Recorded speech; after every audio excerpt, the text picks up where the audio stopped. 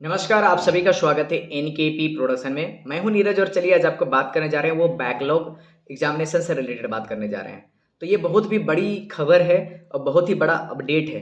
अगर अभी तक अवगत नहीं है तो अवगत हो जाइए। जो पुराने स्टूडेंट हैं उनके तक ये वीडियो को पहुंचा दीजिए। आपके जो दोस्त होंगे, वो जो आपके सीनियर होंगे, उनके तक भी पहुंचा दीजिए ताकि आपका सारा डाउट को क्लियर कर दिया जाए।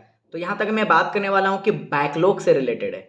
तो 2018 से 21, 19 से 22 और 20 से 23, तो ये 3 जो सेशन है 2018 से 21, 2019 से 22 और 2020 से 23 के जो स्टूडेंट हैं, सेमेस्टर 1 में अगर बैक लगा हो या सेमेस्टर 2 में बैक लगा हो या सेमेस्टर 3 में बैक लगा हो, सेमेस्टर 4, सेमेस्टर 5 या सेमेस्टर 6 में बैक लगा हो, मतलब कि तीनों ईयर में किसी भी पेपर में अगर आपका बैकलॉग लगा हुआ है तो आप इस एग्ज़ाम को दे सकते हैं।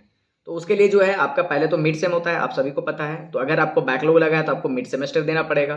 तो मिड सेमेस्टर देना पड़ेगा, उसके बाद में आपका फॉर्म फिलअप होगा। फॉर्म फिलअप होने के बाद में आपका एंड सेमेस्टर होगा।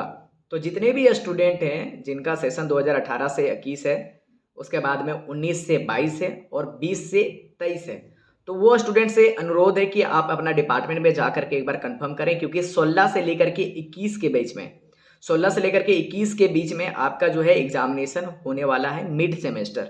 उसमें आपको मिड सेम देना पड़ेगा। मिड सेम के बाद कुछ कुछ ऐसे होंगे जिसमें आपका 100 नंबर का होगा, तो 100 नंबर का डायरेक्टली उस पर होगा, मतलब कि आपका जो बैकलॉग लगा होगा तो वो डायरेक्टली इन सेमेस्टर में होगा। लेकिन जो एग्जामिनेशन में इंटरनल एग्जामिनेशन आप दिए थे उसमें मिड सेमेस्टर भी देना पड़ता है।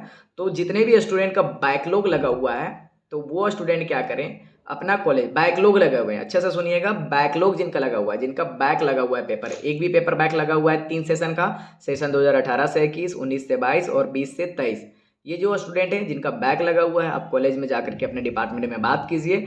16 से लेकर के 21 के बीच में उनका जो है मिड सेमेस्टर एग्जामिनेशन होगा, और वो जो मिड सेमेस्टर एग्जामिनेशन होगा उसी के अनुसार आप फॉर्म फिलअप कर पाएंगे, और जो फॉर्म फिलअप कर पाएंगे वही एग्जामिनेशन दे पाएंगे। तो आपको आपके पास बहुत ही सुनहरा अच्छा मौका है, एक ही बार सेमेस्टर 1 से लेकर के सेमेस्टर 6 जितने भी तरह का है, सेमेस्टर 1 से लेकर के 6, तो किसी भी सेम में बैक लगा है आप जाकर एग्जामिनेशन डिपार्टमेंट में या फिर अपना डिपार्टमेंट में कांटेक्ट कीजिए, मिड सेमेस्टर एग्जामिनेशन दीजिए, उसके बाद में फॉर्म फिलअप करने का ऑप्शन आएगा, उसके बाद में आपका एंड सेमेस्टर होगा।